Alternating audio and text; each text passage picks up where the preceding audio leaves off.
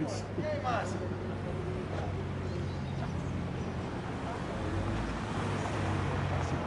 Pô, mas tem vários Estados Unidos só aparecer por aí.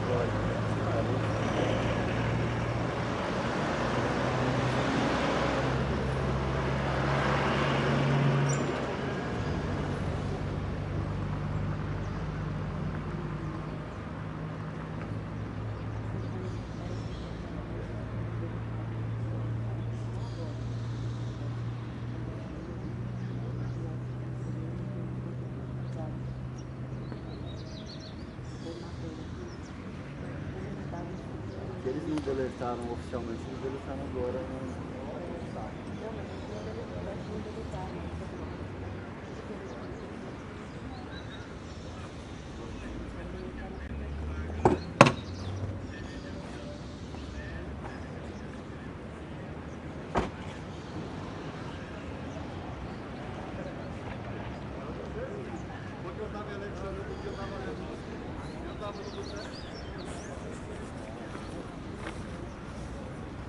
E é muito simbólico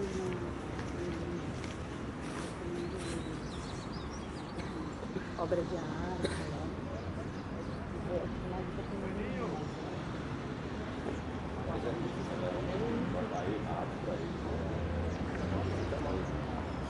Não, eles têm ódio, né? Foi orgânico. Os caras entraram lá, olharam, com ódio. E os caras esfaquearam. Não, parecia com uma caneta. Ah, aquele fogo, quando ela tava fazendo uma caneta, vai cair a música, cara,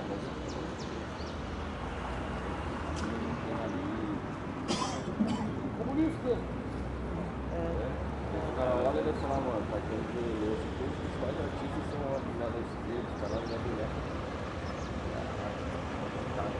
Totalmente.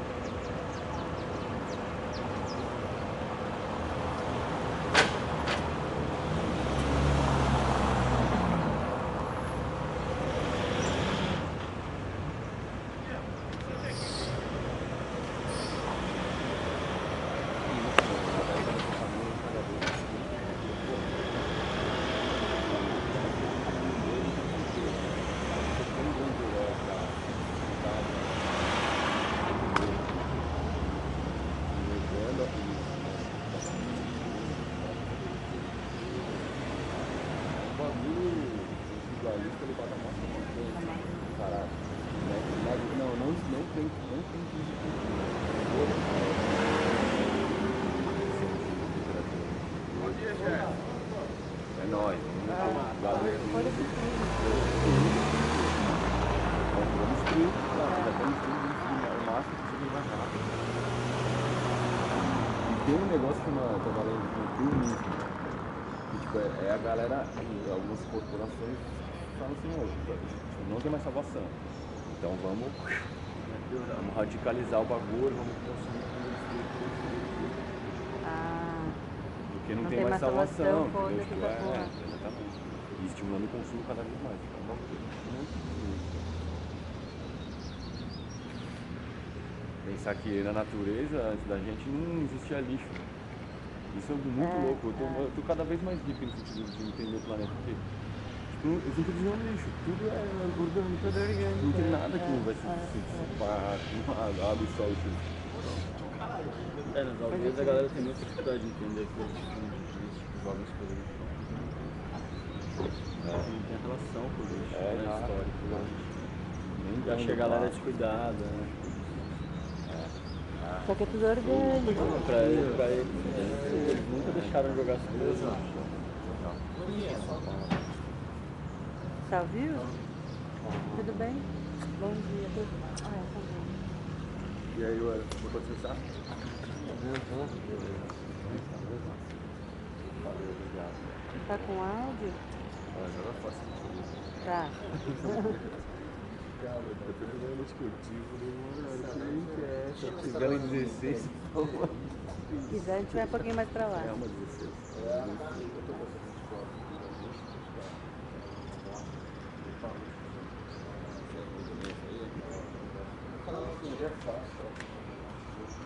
A primeira já era uma merda, né? Eu tinha na folha, não sabia que tá cara. Mas você não gosta? Gosto. Mas o que acontece? Então tá. Essa a gente pode tentar dar um pau geral, né?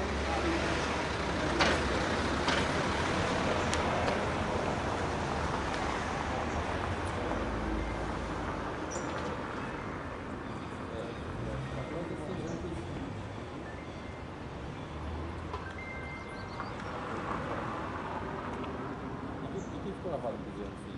Os dois, aí ficou? Ah, que da hora. Boa, da hora.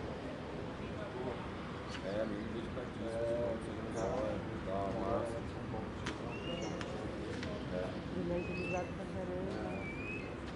Ah, que bom. Eu achei que ele tava fazendo fila, viu, na cadeira na época.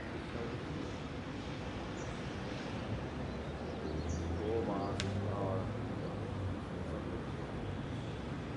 O Heitor ele não chegou a fazer o lá do... Eu acho que fez passado.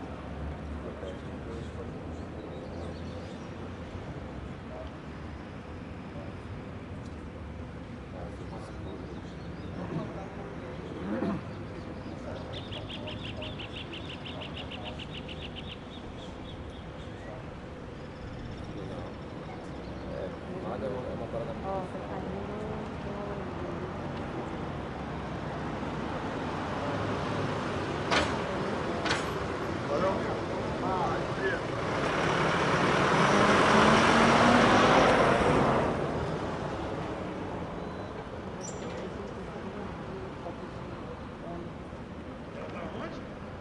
É.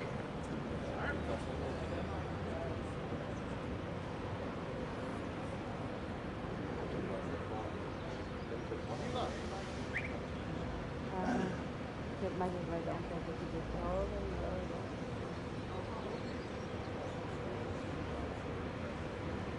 Pô, mas legal, usar aquele...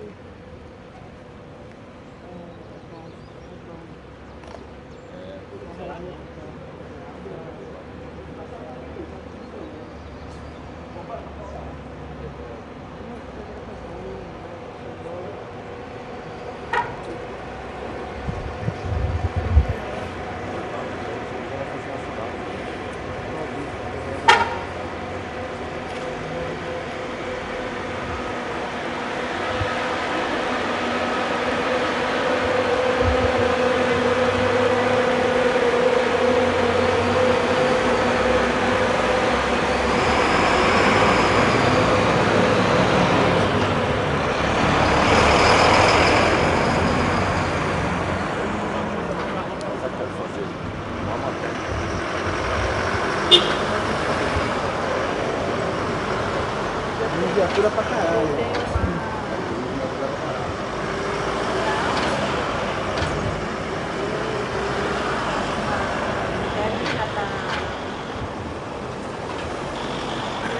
Estela.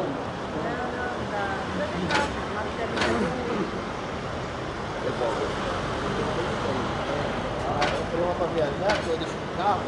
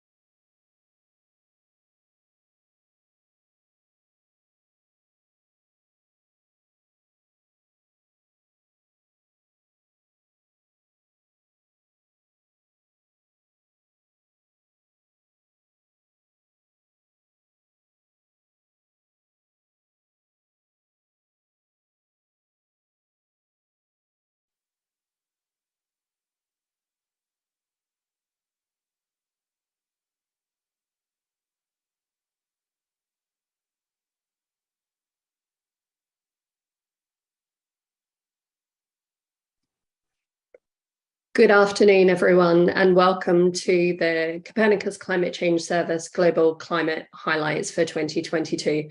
My name is Dr. Samantha Burgess, and I'll be the moderator this afternoon. And I have the great pleasure to introduce Dr. Mauro Facchini, Head of Earth Observation at the Directorate General for Defence, Industry and Space, the European Commission, to give some opening words. Over to you, Mauro. Thank you very much, Samantha. Good afternoon to everyone. It's a pleasure to be with you today, and I want to actually give some words of introduction, as I did with pleasure last year, by the way. The EU is working to build a greener, more digital, and more resilient Europe, in particular through Copernicus and the Earth observation activities, and being Copernicus the Earth observation component of the EU space program.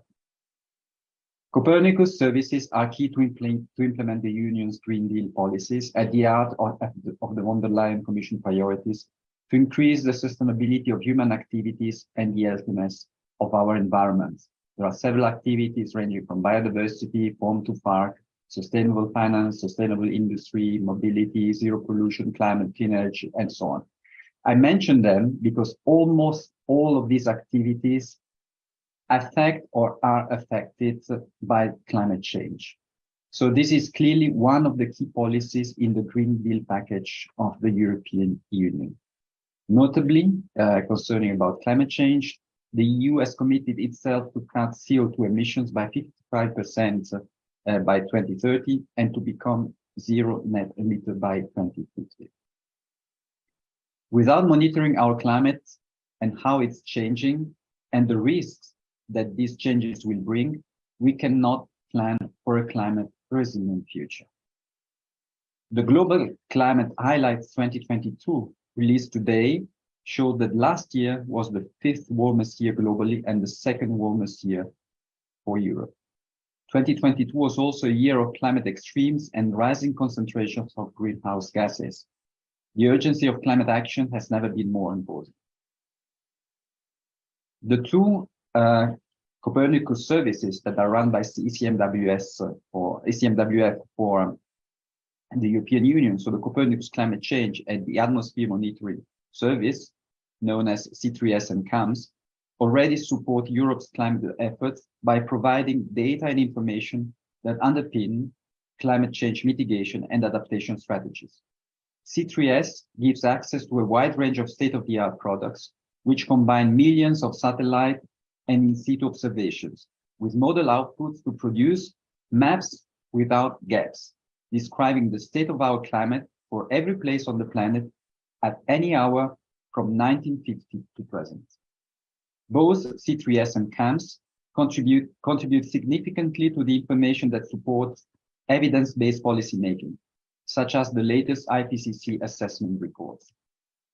Thanks to the Copernicus free and open data access policy, anyone can make use of the Copernicus satellite and in situ observations, models, and other products about past, present, and future climate and transform them into useful insights for climate resilience. And users from all over the world can access to these data. All European countries need to drive down carbon emissions, and this is undeniably tough undertaking, but data from the Copernicus services, such as C3S and CAMS, funded by the EU, can play an important role to inform adaptation and mitigation efforts and demonstrate progress towards net zero. Beyond the continuation of the measurement of current parameters, the Copernicus program will also soon deploy new satellites to offer the possibility to monitor CO2 anthropogenic emissions in support of the UNFCCC Paris Agreement. I take the chance really to thank ECMWF for the great work they have been doing in implementing these services in the last years, and as it will be also demonstrated by the presentations of today. And with that, I hand back to Samantha and ECMWF colleagues for more details on the 2022 results on C3S. Thank you so much, Mauro. I now have the great pleasure of handing over to Dr. Carlo Bontempo, Director of the Copernicus Climate Change Service at ECMWF. Thank you, Samantha. Thank you, everyone, for being here today. And good afternoon. It's really a pleasure to talk to all of you. So you will shortly hear from Freya van Borg some of the highlights of the climate of 2022 for both Europe and for the rest of the world. As you will hear, 2022 has been yet another very warm year for the planet in general, and for Europe in particular. It was the warmest year on our records for many Western countries. But don't be fooled by little differences. Each country A has been the warmest or the second warmest year. Doesn't matter that much. The big picture is that at the global level, 8 warmest years have all occurred in the last 8 years. And they were all characterized by anomaly in excess of 1 degree with respect to the pre-industrial. Most of us humans have a tendency not to trust predictions made by experts. On the other hand, we are quite good at reacting when exposed to evidence and immediate danger. I think last summer really hot and enduring heat wave in Europe acted not just as a warning, but as a very worrying sign for many of us. Records were broken all over the continent, not just in summer, but also in the autumn and in the winter. Carlo, huge apologies, we can't hear you. So maybe try without your headset. Yes, under that.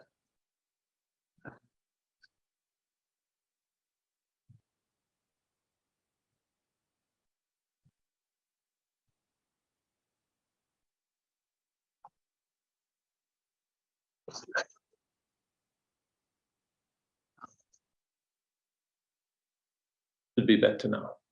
Good? Yes. Sorry for this. Much better, thank you. Where did you lose me? Close to the beginning. Okay, so should I start again? Yeah, I was sort of saying that it was the warmest year on record for many European countries, but the real important element is not whether one specific country was the warmest or not the warmest, but the second warmest year. The big picture is that at the global level, the 8 warmest years have all occurred in the last 8 years, and they were all characterized by anomalies in excess of 1 degree with respect to pre-industrial. Most of us, I mean, as humans, have a tendency not to trust predictions made by experts. But on the other hand, we are quite good at reacting when exposed to evident and immediate danger. I think last summer, with the hot and enduring heat waves in Europe, acted not just as a warning, but very much as a worrying event for many of us. Records were broken all over the continent, not just in summer, but also in autumn and winter. And it wasn't just temperature. Soil moisture, river flow, snow cover, glacier were all affected as well. More information about 2022 will become available later in the year when we will publish the European State of the Climate Report. As a scientist working on climate, I would really love to make climate dull again, if I may. Don't take me wrong, I think I wouldn't do this job if I found the climate not to be boring. But climatologists used to get excited when confronted with a long-lasting temperature record, because in the absence of an underpinning trend, these events were rare. But breaking a temperature record when there is a clear underpinning trend is like playing with a loaded dice. The results on average are neither unexpected nor surprising. We cannot be sure now whether the next summer will be the warmest on record or just warmer than the last one. But if I were betting, I would definitely bet on a hot summer, as chances will certainly be in my favor. The rare event will be now really to see a really cold year. The annual statement, which has become a regular appointment for many of you, is based on the data that Copernicus program makes available openly and freely. This year is not exception. Understanding our changing climate is now so important that it's becoming an imperative to make climate data available and easy to use for interested parties or individuals. All you hear today is based on the data freely available on the Climate Data Store, and all the results you hear about can be reobtained and regenerated by anyone with sufficient time and interest. So I'll thank you for your attention, and I pass it back to you, Samantha. Thank you. Thank you very much, Carlo, and I'm so sorry we had communication challenges there, but you came across very clearly.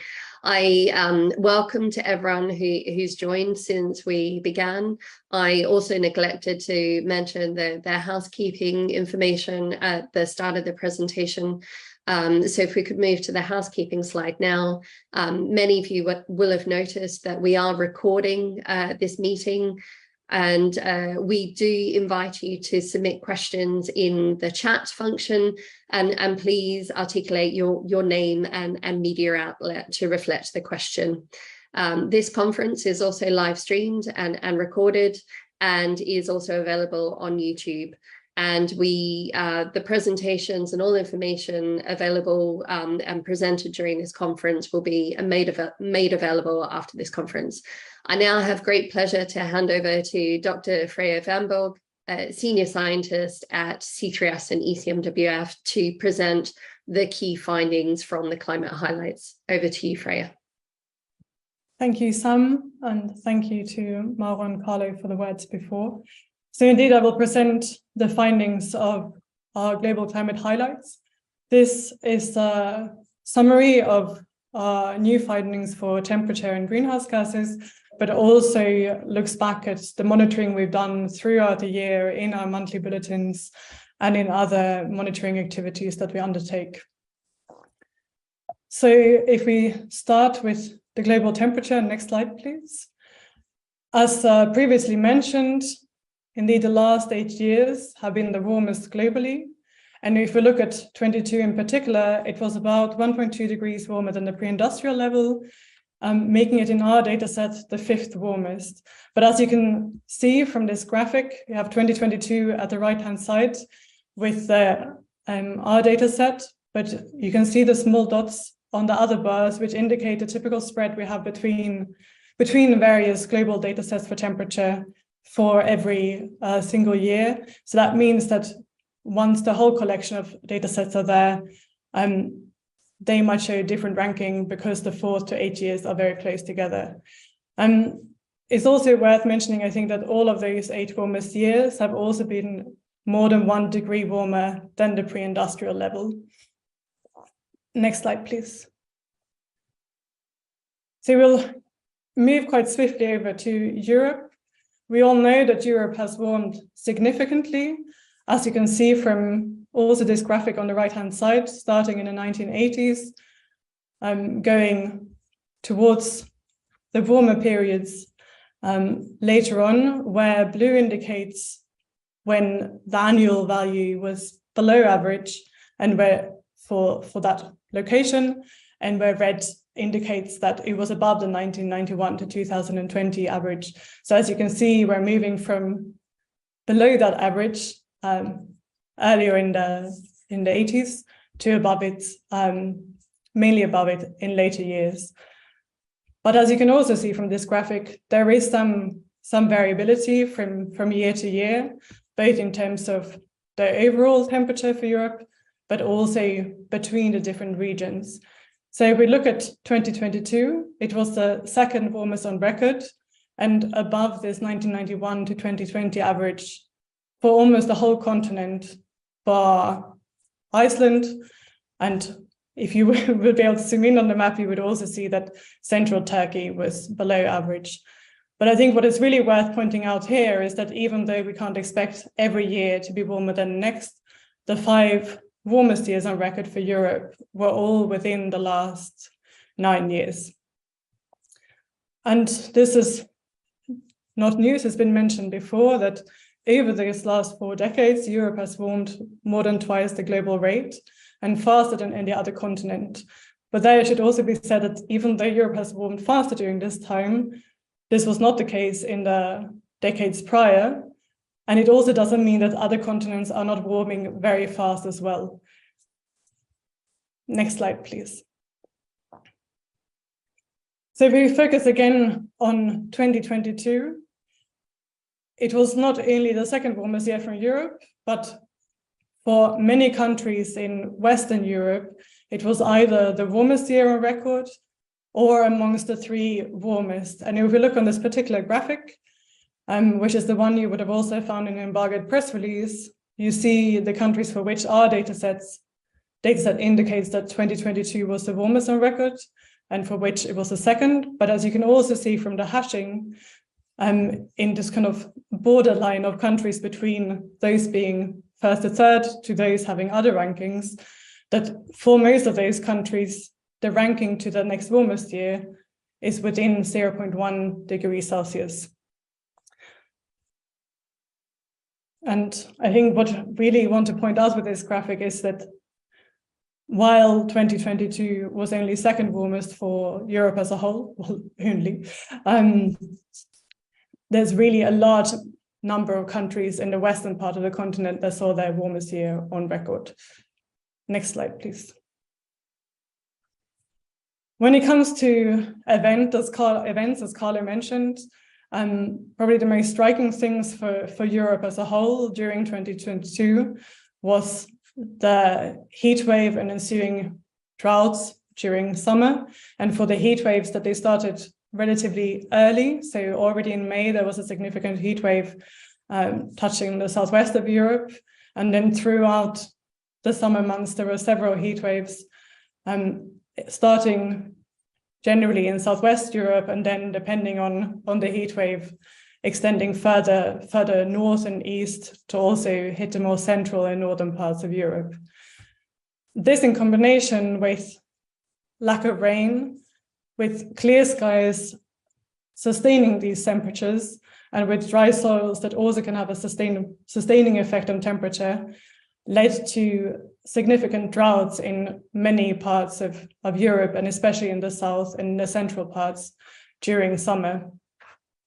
And as a result, fire danger was also higher than usual especially in southern Europe, and leading to the highest summer wildfire emissions for at least the last 20 years for France, Spain, Germany, and Slovenia.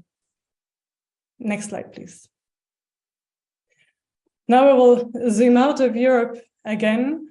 So of course, there are many regional extreme events across the globe, and we're not trying to give a comprehensive record of all of them in these global climate highlights, but focusing on those which we have looked at in more detail throughout the year, either through repeated reporting on specific events or on more in-depth reporting on some of them. So to mention just a few, was the very prolonged heat wave conditions that affected Pakistan and northern India in spring in the pre-monsoon season with very, very high temperatures. And also during the heat waves in central and eastern China during summer, where there was also significant droughts. Then we have the very, very widespread flooding in Pakistan in August, which was the result not only of rainfall during August itself, but during most of the summer months, leading up to kind of really catastrophic flooding during August.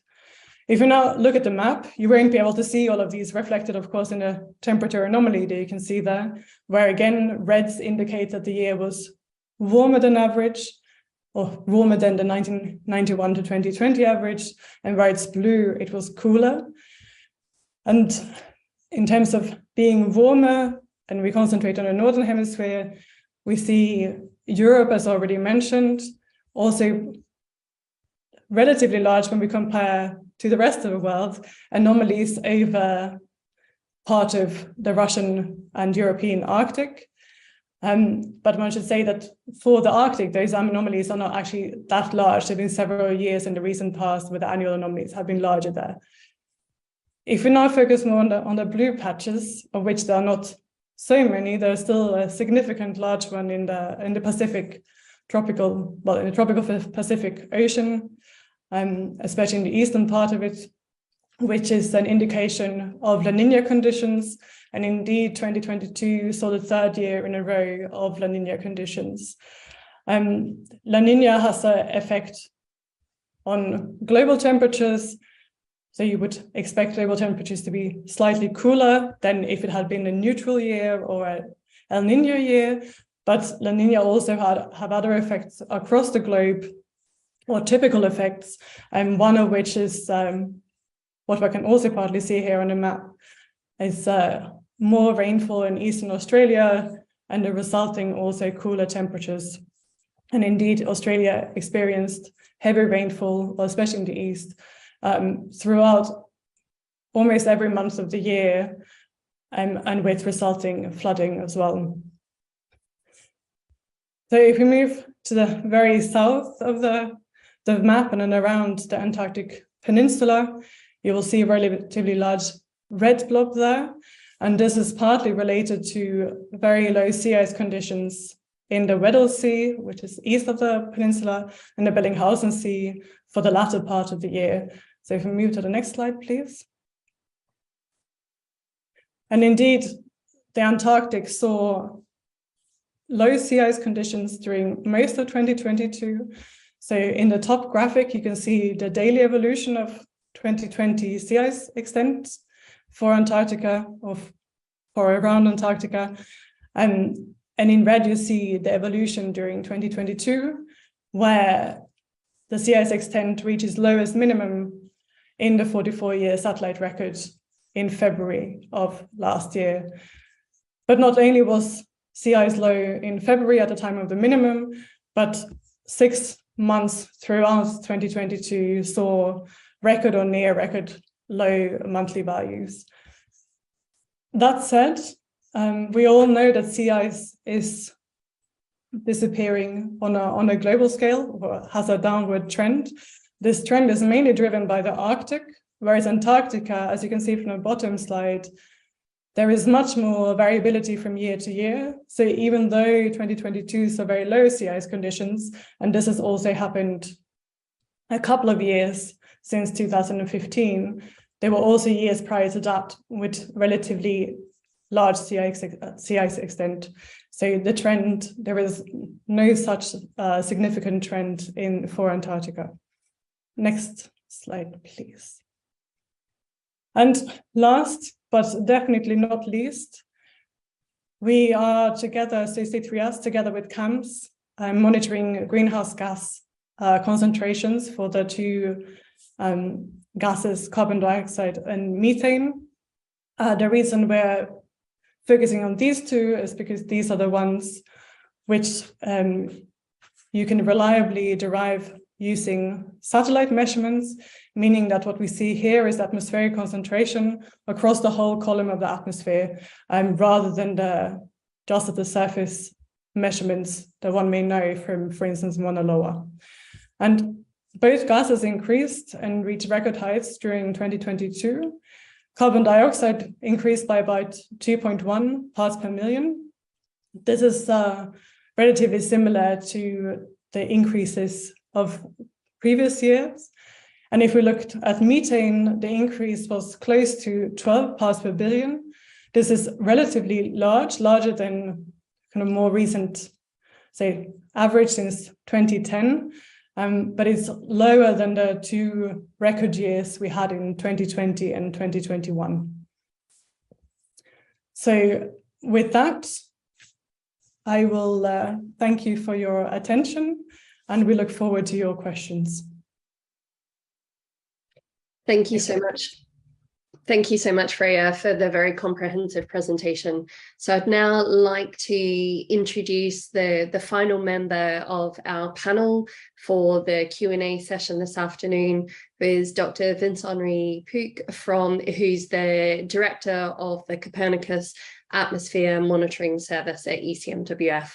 So if Mauro, Freya and Vincent-Henri can all join on screen, we'll head over to the questions. And thank you so much for those who've already started writing questions in the chat.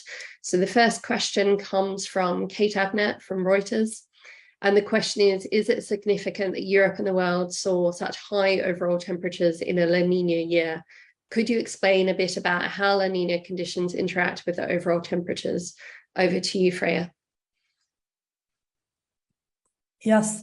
So, of course, it's significant because if we didn't have the underlying warming trend, then we wouldn't expect record years during a La Nina year. Of course, it could potentially happen, but it would be unlikely. But because we have the underlying warming trend, the variations given by La Nina and by El Nino are superimposed on this.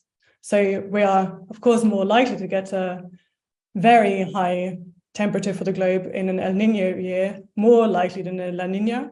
One should also add that the kind of direct relationship is also not necessarily one-to-one, because there's also potentially a lag between when exactly one of these events happen and when you see it reflected in the global temperatures. Thank you, Freya. The next question is from Annika Digrius from the Swedish Radio. The question is, what could be a reason for Europe warming faster than other continents, or reasons, I guess? Over to you, Freya. Yeah, well, again, I'd like to iterate that even though Europe is warming faster, it's just warming a little bit faster than other continents. There are a number of reasons for this. One is that part of Europe, and compared to the tropics, Europe is in the higher northern latitudes, which are warming faster. But then there are also quite a lot of kind of combined reasons, and I would say not all of them are clear, which some of which are related to circulation. So, for instance, why summers have been so warm in the Mediterranean has been shown to be due to circulation reasons.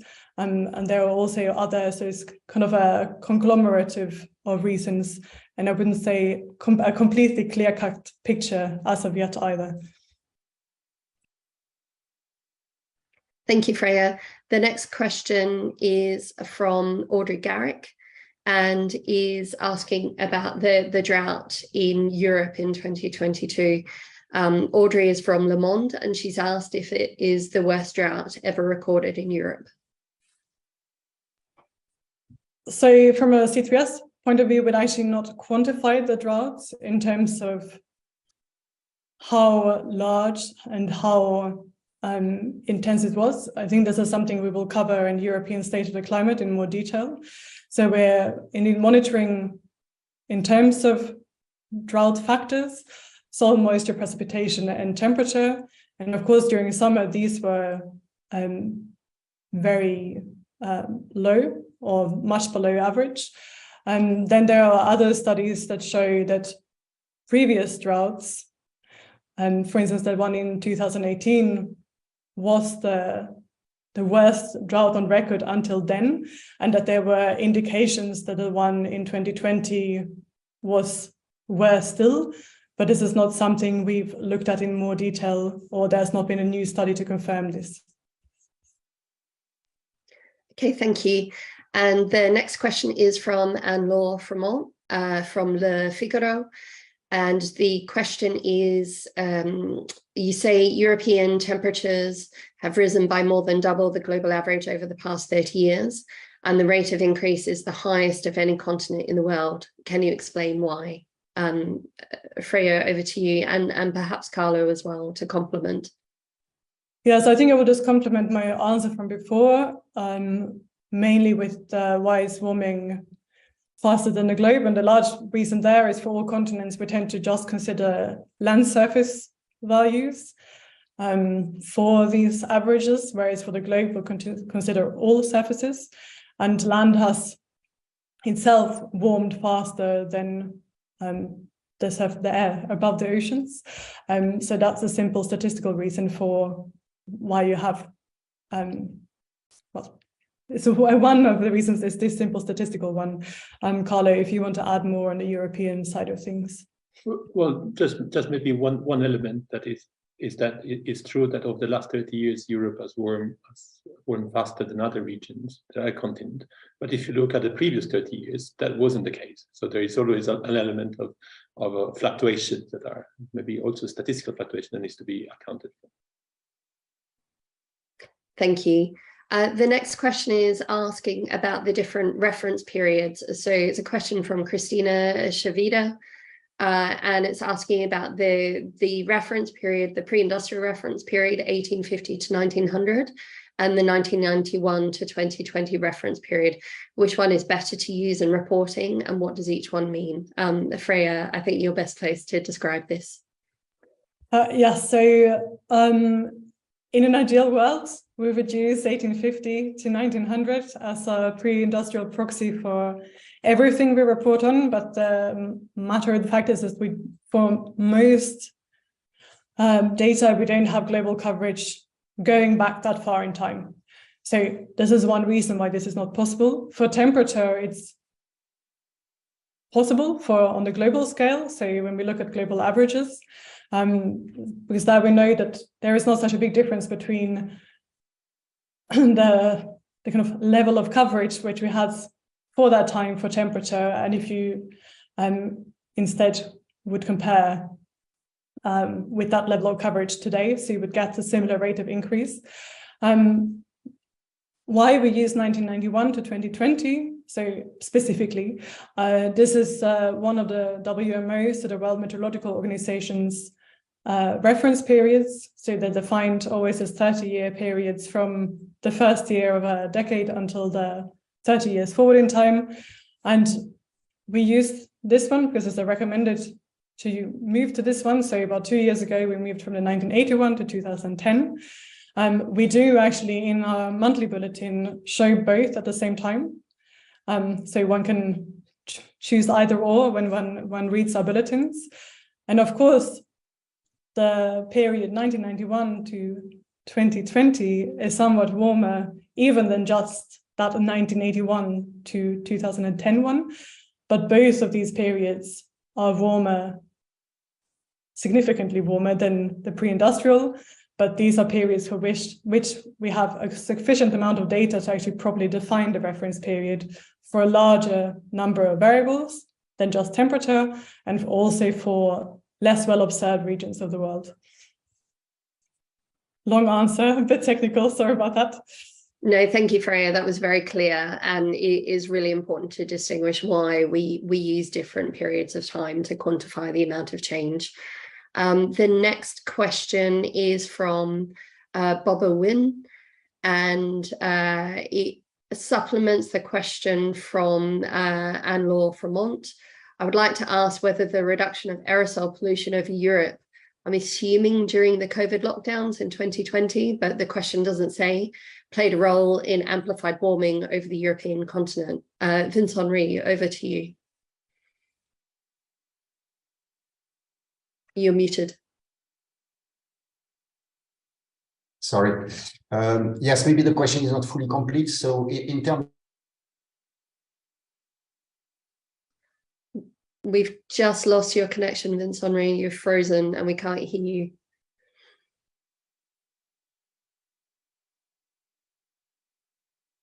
Okay, maybe we'll move to the next question whilst we wait for Vince-Henri to reconnect. The next question is from Daria Chakalaskia, and apologies if I've mispronounced that, which I'm sure I have. The question is, what's the current relationship between the carbon dioxide parts per million in the atmosphere and the temperature increase? Carlo, would you like to take this one? Yes, sure. So I guess this is, a question about the greenhouse effect, if you want. So we know that a significant part of the warming that we are observing is due to the greenhouse effect. So there is a greenhouse effect that is natural and is simply due to the fact that we have an atmosphere, and in the atmosphere there are greenhouse gases such as CO2, water, and methane, and so on.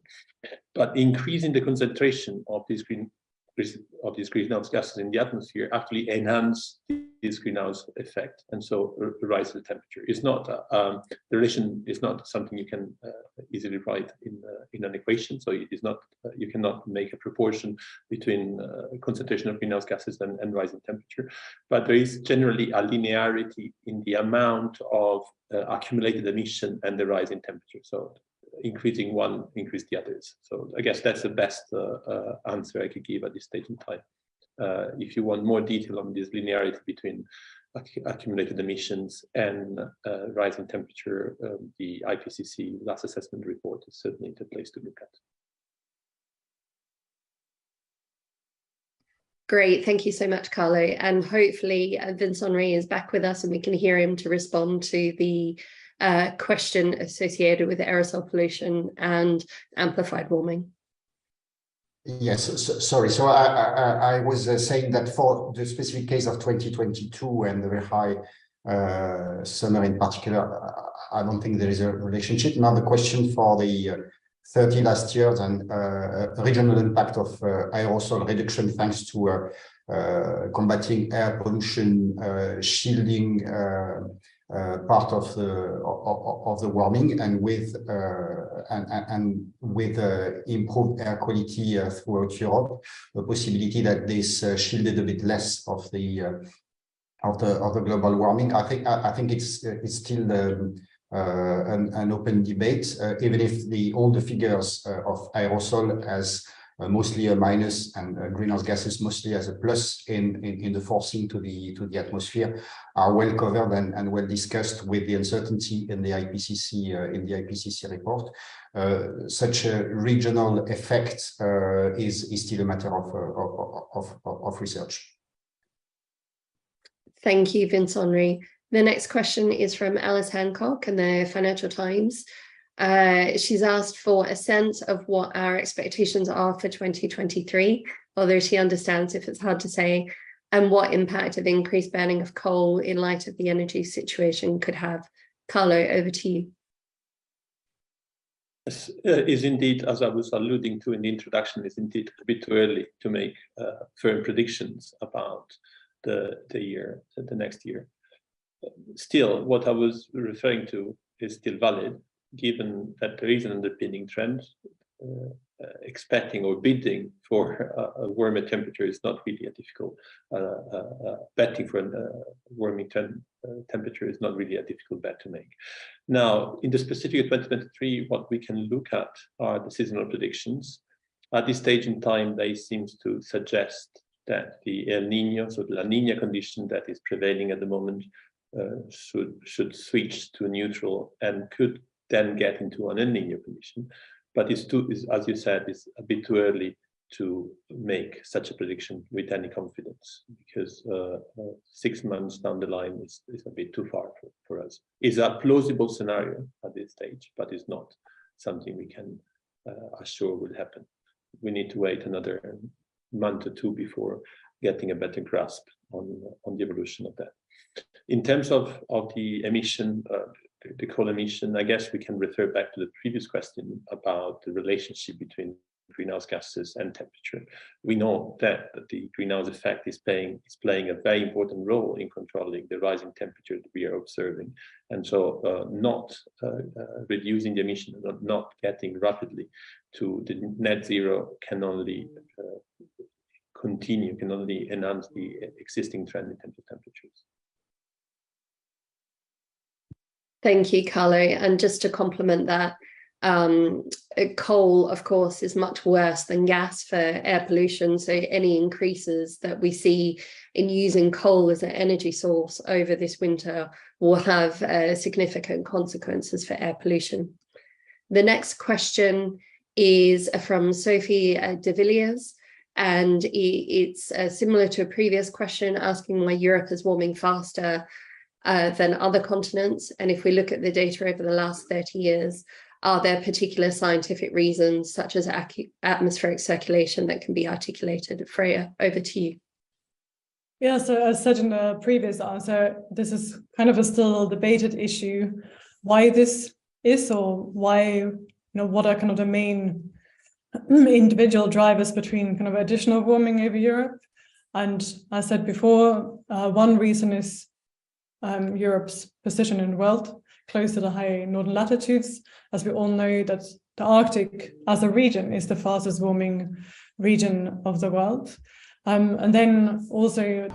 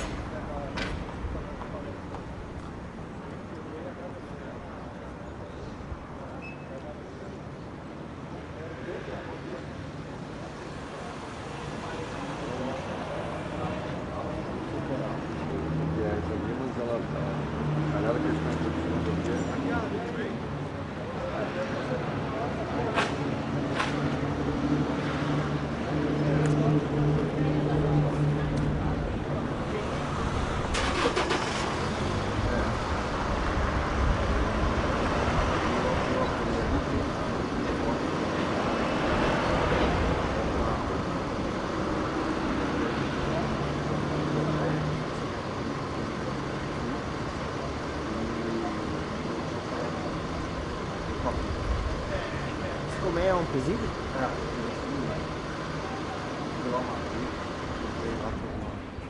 Uma matéria sobre saúde mental. Isso é uma coisa que ninguém fala em São Paulo. Acabou o Carandiru. Lá em São Paulo, acabou o Carandiru. Masculino, mas ainda existe o Carandiru feminino. A gente fala disso, né? Aquela imagem do pavilhão, da invasão, que era muito viajada, né?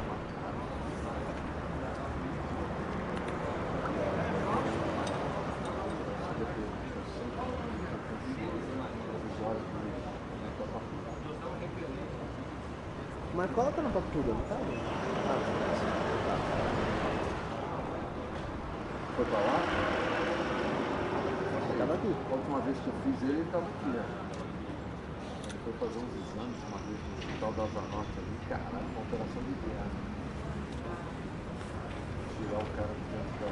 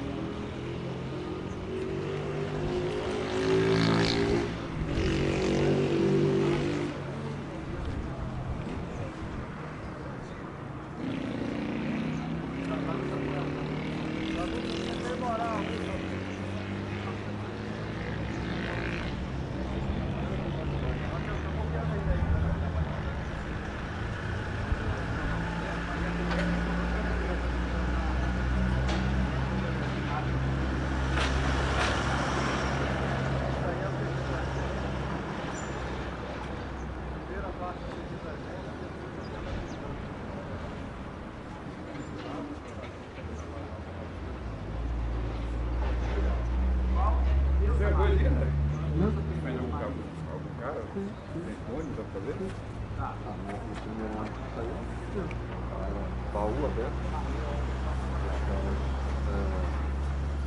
Tá nas bandeiras, não faz do caralho. O cara passou da bandeira. Eu tenho razão, acho que tem razão.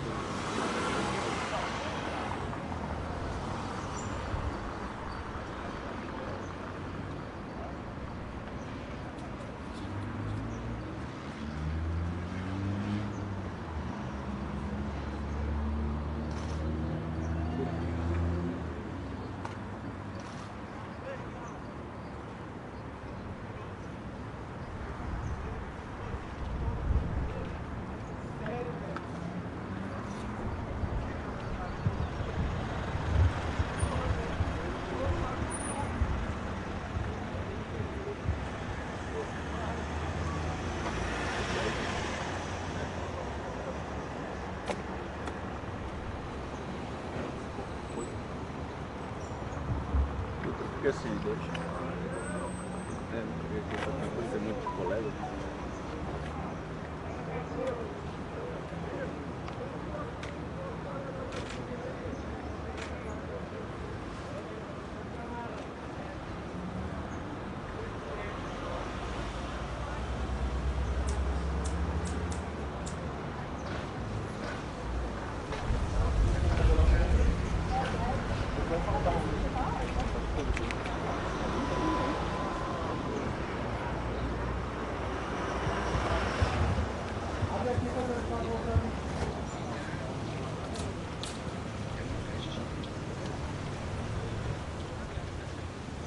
O senador aí, o Marcos Duval. Cadê o senador?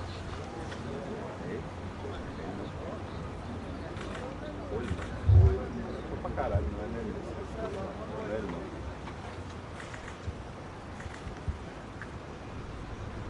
Entrevistar o senador.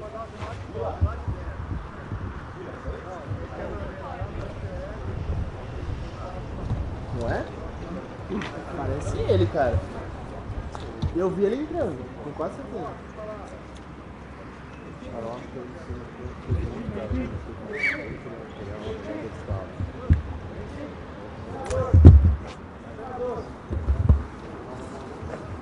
Não, não. Esse não é não. Não é não, mas ele entrou. Ele entrou? Ele entrou com o carro. Ele entrou no carro dele. Não é senador, isso aí não. Não, mas ele entrou, ele tá aqui. Entrou no carro. Eu vi essa aí, não, qual trata? Preto. Preto? Carro preto, placa 40 do Senado. Ah, bota fora. É porque ele chegou a descer do carro, né? Eu não vi ele descer. Ele andou aqui. Ele chegou desse carro? Chegou. Pra fazer ocorrência vem.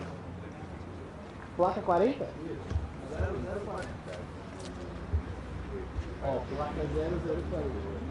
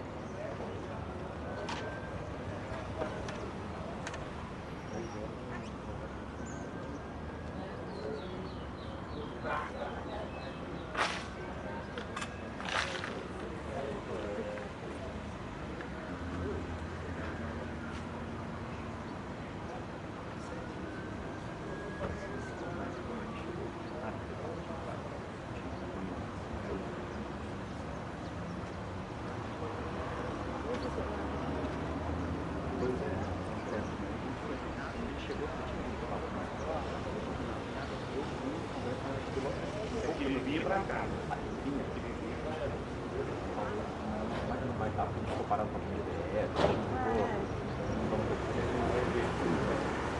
a gente vai escapar, não tirar alguma coisa.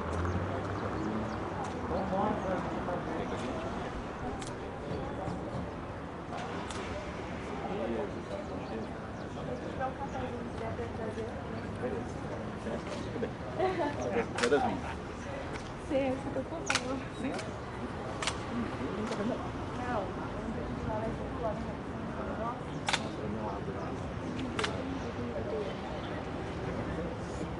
Só de olhar para trás. lá? Só de olhar para trás. Nem beber. Eu adoro comer lá, eu não parar. Ah, lá, eu vou parar. Eu também. Mas não me dá assim a laranja, agora suco de laranja. Faz um movimento. Ai, tomara. Acho que aqui de Providência é uma delícia. O queijo então é uma delícia. Vamos escapar enquanto eu faço aqui. Vamos lá? Tá aqui dentro. Agora. Estão usando. É o segundo que entra, né? Entrou, não saiu. Que eu vi, passou aqui. Não, já passou um outro que tá aí também.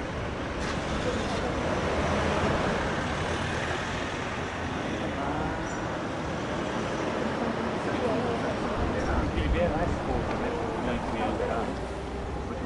Tu falou que estava gente sendo liberada de madrugada. Eu não consegui, as duas que eu olhei, eu estava parado no vídeo, eu não consegui ver ninguém. Porque estava assim,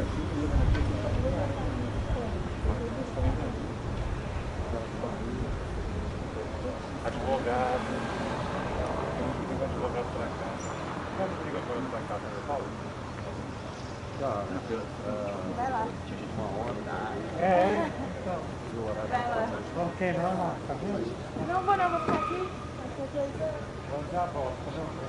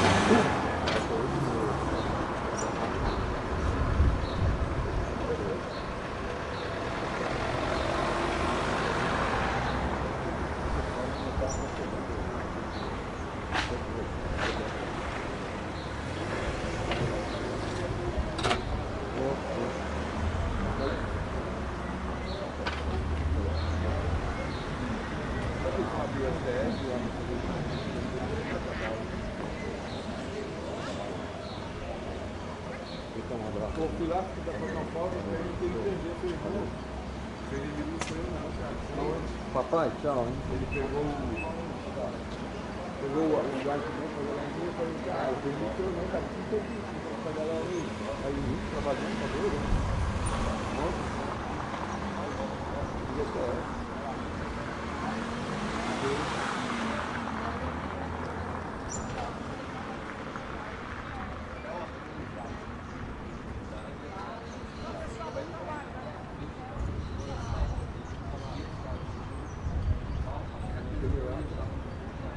Gás, o que, o cara tá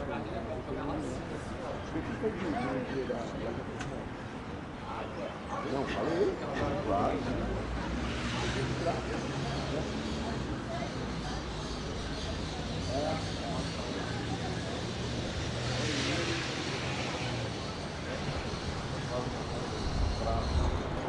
Não. Show, valeu, falamos. Valeu, tchau.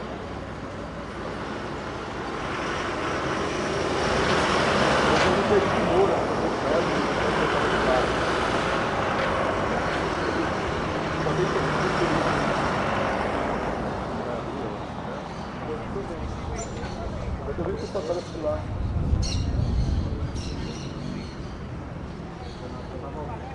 Vai que o pessoal tá de folga?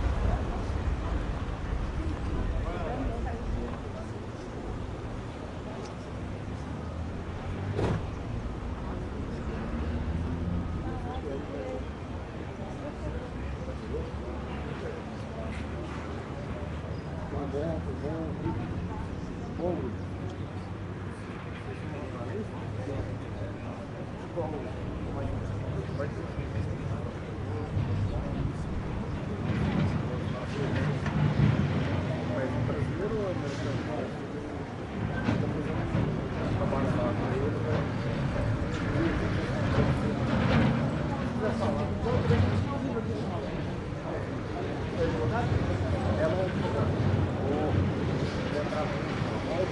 Mas tem o jornalista que tem todos os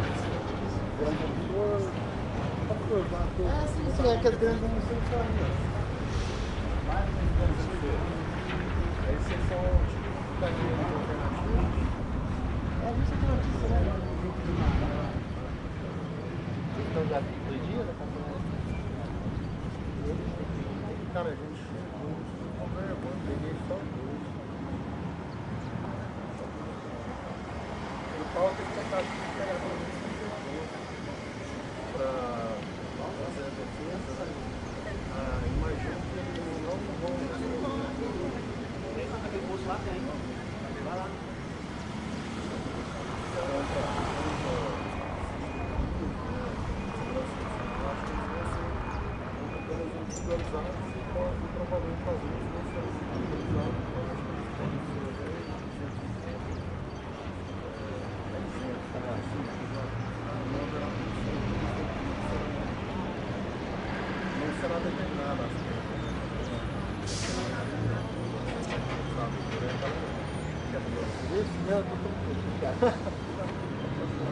É, não, tipo assim, eu tô até com raiva, né? Como é que se diz a gente? Meu nome é Marcos, qual é o seu nome? Leonardo. Leonardo, tipo assim, já tô até com raiva, né? Pode não falar muito? Eu adoraria ter um número nos seus celulares, se não volta, eu vou salvar aqui, Leonardo da Ponte. Então, pra sair, então, Reuters, você não dizer qual é. Meu vou te ver, meu Deus.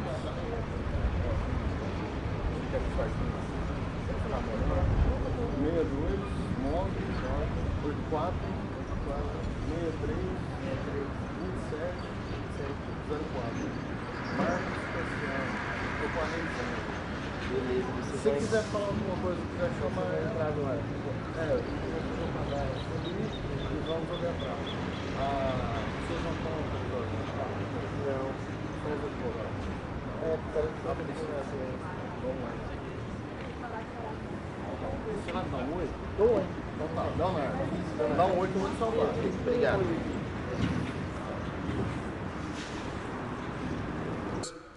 Working in the public sector, and yesterday I invited union leaders in for talks across government, and I'm pleased to say we've seen some progress. We want to resolve disputes where possible while delivering what is fair and reasonable to the taxpayer as well, and at the moment all households are struggling with the repercussions of high inflation caused by COVID and Putin's barbaric invasion of Ukraine, and this government absolutely focused on tackling that. So granting inflation-busting pay deals which step outside of the independent pay review settlement process is not the sensible way to proceed, and it won't provide a fair outcome.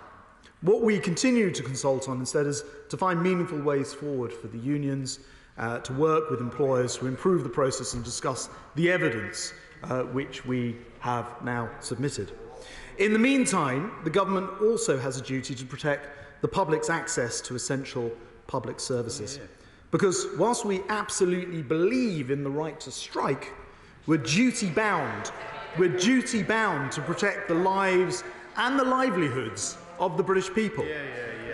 The British people need to know that when they have a heart attack, a stroke or a serious injury, that an ambulance will turn up, and that if they need hospital care, they have access to it. And that's because they need to know that not only are those services available, but they're able to get trains and buses, particularly for those who are most likely to be the least well off in society. So I'd like to thank the Royal College of Nurses, who during the last strike worked with health officials at a national level to ensure safe levels of cover were in place when they took industrial action. They kept services like emergencies and acute care running. They may have disagreed, but they showed that they could do their protest in a reasonable and mature way whilst withdrawing their labour. As ever, they put the public first. We need all our public services to do the same. A lack of timely cooperation from the ambulance unions meant employers could not reach agreement nationally for minimum safety levels during recent strikes, and health officials were left guessing at the likely minimum coverage, making contingency planning almost impossible and putting everyone's constituents' lives at risk. The ambulance strike plan for tomorrow still do not have minimum safety levels in place. And this will result in patchy emergency care for the British people, and this cannot continue. It's for moments like this that we're introducing legislation, focusing on blue light emergency services and delivering on our manifesto commitment to secure minimum service on the railways as well. So I'm introducing a bill that will give government the power to ensure that vital public services will have to maintain a basic function by delivering minimum safety levels, ensuring that lives and livelihoods are not lost. Mr. Speaker, we're looking at 6 key areas, each of them critical for keeping the British people safe and society functioning. These are health, education, fire, rescue, transport, border security and nuclear decommissioning. We do not want to use this legislation, but we must ensure the safety of the British public. During the passage of the bill, we intend to consult on what an adequate level of coverage looks like in fire, ambulance and in rail services. For the other sectors covered in the bill, we hope to reach minimum service agreements that mean that we don't have to use that power in the bill, and they will be able to come to that position just as the nurses have done in the recent strikes. Mr. Speaker, this is a common sense approach, and we're not the first to follow it. The legislation will bring us in line with modern European countries like France and Spain and Italy and Germany, each of whom already have these types of rules in place. Even the guardians of workers' rights around the world, the International Labour Organization, to whom the TUC themselves subscribe, say that minimum service levels are a proportionate way of balancing the right to strike with the need to protect the wider public. Because the first job of any government is to keep the public safe. And unlike other countries, we are not proposing banning those strikes, but we do need to know that unions will be held to account. And members of opposition who object to minimum safety levels, well, they'll need to explain, Mr. Speaker, to their constituents why it is that if you had a heart attack, a stroke or life-threatening illness on a strike day, there are no minimum safety standards in place. And Mr. Speaker, I see they don't want to hear it, but they'll also need to explain why their leader, without hearing any of these details, has already promised to stand in the way of this legislation and to repeal minimum safety levels which are in the interests of their own constituents, safety levels that are in place in every other mature European democracy in our neighbours' countries that protect lives and will protect livelihoods in this country. And Mr. Speaker, that's the difference between Conservative government who take these difficult decisions and protect the welfare of our nation and the opposition who too often appear to be in the pay of their union paymasters. I commend this statement to the House. I now call Shadow Secretary Angela Rayner. Thank you, Mr. Speaker, and I refer the House to my register of interest and that I'm a proud member of a trade union. But what I want to start with by tackling the Secretary of State's comments is the first thing that comes to my mind in this debate, and what the Secretary of State said is my constituent Spina, who waited over an hour for an ambulance, who died waiting for an ambulance, and that was not on a strike day. That is because of the disastrous chaos we have in the system under this Conservative government. In the past few months, Mr. Speaker, we've seen ambulance workers go on their first major strike in 30 years, the first strike ever in the history of the Royal College of Nurses, teachers, pharmacists and civil servants, among others, balloting as we speak. His government offers no solution because they have caused the problem. The economic crisis made in Downing Street with high sky-high inflation and recession has left working people facing an economic emergency. And I recognise that the Secretary of State couldn't even mention the fact that they crashed the economy, let alone apologise for it in his opening statement. Nobody wants to see these strikes happen, Mr. Speaker, least of all the workers who lose a day's pay. But, Mr. Speaker, how is the government responding to the crisis of their own making? Not with any attempt to reach a serious long-term solution in the public interest, but by playing politics and promising yet another sticking plaster. He claims he made progress yesterday, but the readout from the trade union representatives was dismal. Is there any chance of a deal this year? Where is the consultation or meaningful way forward he mentions? Or was this all for show? Because that is the implication of his other proposal, his sacking nurses bill. An outright attack on the fundamental freedom of British working people. How can he say, with a straight face, that this government will always defend the ability to strike? Can he tell us if he stands by his article in the Telegraph last summer, listing yet more plans to attack that basic right? Does he deny they considered banning some key workers from joining a union at all? And so much for levelling up workers' rights, Mr. Speaker. And where is their promised code of conduct on the fire and rehire, long-abandoned employment bill that they promised to tackle insecure work? How he goes on with one breath thanking nurses to sacking nurses, Mr. Speaker. Not just insulting, but utterly stupid. There's no common sense about this at all. He says he recognises pressures faced by key workers, but he knows the NHS cannot find the nurses that they need to work on the ward. He knows the trains don't run even on non-strike days, such as their shortage of staff. So how can he seriously think that sacking thousands of key workers won't just plunge our public services further into crisis? The Transport Secretary admits it won't work. The Education Secretary doesn't want it. And his own government impact assessment finds that it will lead to more strikes and staff shortages. He says he's looking into 6 key areas. What do other ministers think about that? Will they have to disagree too? And if he is scraping the barrel with comparisons of France and Spain, those countries with those laws, he claims, so strikes, lose vastly more strike days than Britain. Has he taken any time at all to speak to their governments or trade unions to learn any real lessons from them? And he quotes the ILO. I'm surprised he even knows what the International Labour Organisation even is. He will know that the ILO requires compensatory measures and an independent arbitrator. Are those in his bill? The ILO also says minimum service levels can only happen in services when the safety of individuals or their health is at stake.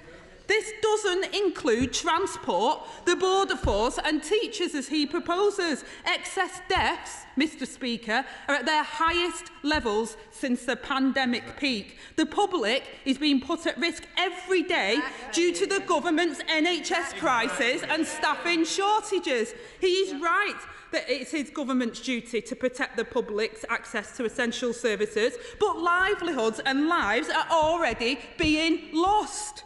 We all want minimum standards of safety, service and staffing. It is the ministers failing to provide it. Does he not accept that trade unions and workers already take steps to protect the public during action?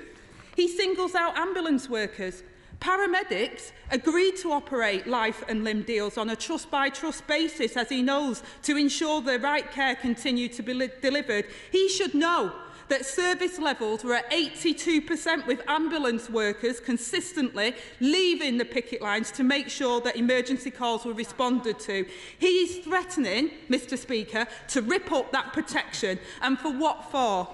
Let's look into what this is really all about. A government that is out of ideas, out of time and fast running out of sticking plasters. A government that is playing politics with nurses and teachers' lives because they can't stomach the cooperation and negotiation that's needed. A government desperately doing all it can to distract from its economic emergency. Mr. Speaker, we need negotiation, not legislation. So when is the Minister going to do his job? Secretary of State. Thank you, Mr. Speaker. Well, look, I mean, it's almost as if COVID and the pressures on the NHS never occurred, according to them. It's almost as if, and I'm pretty sure I heard this straight, it's almost as if Putin didn't invade Ukraine, force up energy prices, force up inflation, and it's almost as if the Honourable Lady opposite doesn't think that the rest of Europe is going through exactly the same thing. But I was just reading in the Guardian an article saying exactly this, that other health services are experiencing exactly the same problems. So if we're going to have a sensible debate about it, if we're going to start by working from the facts and then have a discussion, then we ought to acknowledge that COVID and the war in Ukraine are a huge impact on health services here and around the world. And then we can go on to have a sensible conversation about balancing the right to strike, which, as I said right at the top of my speech, is a right that we fully respect and that we fully endorse and we believe is part of the International Labour Organisation's correct diagnosis of a working economy, that people should be able to withdraw their labour. But, Mr. Speaker, that should not mean withdrawing their labour at the expense of our constituents' lives. And whilst the Honourable Lady talks about how the ambulance service, in her words, have been reasonable and offered on a trust-by-trust basis backup if there are people who have heart attacks, if there are people who have strokes. Heart attacks and strokes don't accept and don't work to the boundaries of trust borders, they work nationally. And so to manage the ambulance system, we need to know that each and every one of our constituents is protected. And so to deny and to vote against legislation that brings in minimum safety levels to help our constituents is to attack their security and their welfare. Brendan Clark-Smith. Thank you, Mr. Speaker. As well as being completely unable to control their own MPs in terms of joining picket lines or actually give a straight answer as to whether they support any of these strikes or not, I think we can clearly see which members in this House are on the side of the public. So, does my right honourable friend agree with me that what we actually have today are fair and proportionate measures which are actually equivalent to what is already in place in a number of other European countries, such as France and Spain? Mr. Speaker, my honourable friend is absolutely right. It's worth the House reflecting that police were banned from striking in 1919, and that agreement's been in place for more than 100 years. It would have been very possible for a minister to come to this dispatch box and say they would do the same with perhaps ambulance workers, maybe with firefighters. That isn't what we're proposing today. We're proposing to bring ourselves in line with other modern European economies. It makes every bit of sense to make sure that if strikes are going to occur, that our constituents' lives are protected with minimum safety levels. Frankly, it's extraordinary that anyone would argue against. Sorry, thank you, Mr. Speaker. 1 minute. Secretary of State, you're clapping. Sorry, I do apologise. SNP spokesperson Alan Brown. Thank you, Mr. Speaker. Mr. Speaker, it's this government that's already created the most restrictive anti-trade union laws in Europe. So this new right-wing culture war stinks, and they're using ambulance covers as a pretext to attack workers' rights. It was the Tory membership that gave us a Prime Minister who tanked the economy overnight, putting people's mortgages up and giving us higher inflation, and yet it's the Tories who continue to demand that public sector workers take the hit to balance the books. Now, everyone can see the irony, the Tories clapping key workers and now giving them a pay cut and threatening them with a sack in the future for future action. Does he really think ordinary people support Tory plans over the nurses? Does he realise the public can see Pat Cullen and Mick Lynch destroying their arguments in sound bites? Does he actually understand that train commuters who already suffer from appalling service are going to be raging when they find out how much money the train companies are making from strike days, paid for by the taxpayers? So how much money has been paid to the train companies that could have went to workers instead? Now, Mr. Speaker, it's not been easy for the Scottish Government, but they've negotiated better pay settlements for Police Scotland, for train crews and for NHS workers, and one for the NHS it would seem that RCN would be willing to discuss with the UK Government. Actions commended by the unions, but not even acknowledged by Labour. But I would say there are no ambulance strikes in Scotland. And, Mr Speaker, this is done within a fixed budget. Negotiations with one hand tied behind our back. And now, despite working with the unions, Scotland still have the same anti-worker or anti-union legislation imposed on it against the wishes of the Scottish Government. An imposition made easier by the Labour Party agreeing with the Tories that workers' rights should remain at Westminster and not be devolved to Scotland. Mr Speaker, finally, we do not want to be part of plans designed to sabotage workers' rights. Once again, it is shown quite clearly if Scotland's become a fairer, more equal country that respects workers' rights, the only way to do it is to become a normal, independent country. Well, Mr Speaker, the honourable gentleman tries to push the argument that somehow this will take us out of step with other European countries. I've already explained we're the ones who are out of step with what already occurs elsewhere in Europe. And if you go beyond Europe, the honourable gentleman will be interested to hear that in countries like Australia, in countries like Canada, in many states in America, blue light, as we would call it here, strikes are banned entirely. So actually we're taking a very moderate approach, a very sensible approach. I would have thought the honourable gentleman would wholeheartedly support protecting his own constituents in that way. And whilst we're taking sort of lectures from him about how the Scottish Government handles these things, Mr Speaker, I couldn't help notice that Scottish primary school teachers are on strike and secondary teachers go on strike in Scotland on Wednesday. So Len Saxby. Thank you, Mr Speaker. In rural Britain, strikes have a disproportionate impact where there are not other modes of public transport. The nearest alternative hospital may be 60+ miles away, and ambulances have already travelled far further to get there, not to mention vacancy rates in public services are so high due to our housing crisis. Can my right honourable friend confirm how these measures will help support rural communities? Well, my friend's absolutely right. These so-called forever strikes, which have continued for month after month on the railways, are particularly hurting the rural communities. It's very easy, I think, sometimes for people to imagine that people will just sit at their home, they'll be on Zoom, they'll be on Teams, they'll have those conversations. It's a view of the world which is much easier if you are at a desk job, perhaps in management, much harder if you're in a rural community, if you are the hospital porter who needs to get to the hospital, if you're a cleaner. The very people who are being hurt most by these strikes, which never seem to come to a conclusion on the railways, are the hardest up in society, and this government will stand behind them with minimum service levels. Mr Speaker. 1 minute, Minister. You're clapping the key workers and next you're sacking the key workers. What's really behind this legislation, only time will tell. But why are you looking towards criminalising the great key workers who brought us through this pandemic, whose only crime is to demand decent wages, terms and conditions for themselves and also a safe environment for themselves and the general public? Well, look, Mr Speaker, I appreciate the honourable gentleman is a very enthusiastic supporter of everything that the unions do, and they are an enthusiastic supporter of the honourable gentleman. But I don't understand why, perhaps not all of them, but I don't understand why anyone would seriously have an objection to making sure that if one of his constituents has a heart attack on Wednesday, or has a stroke, or a serious accident, why anyone would object to having a national level of agreed safe services. And that is what we propose, and I'm surprised that he will be voting against the safety of his own constituents. Sir Julian Lewis. Thank you, Mr Speaker.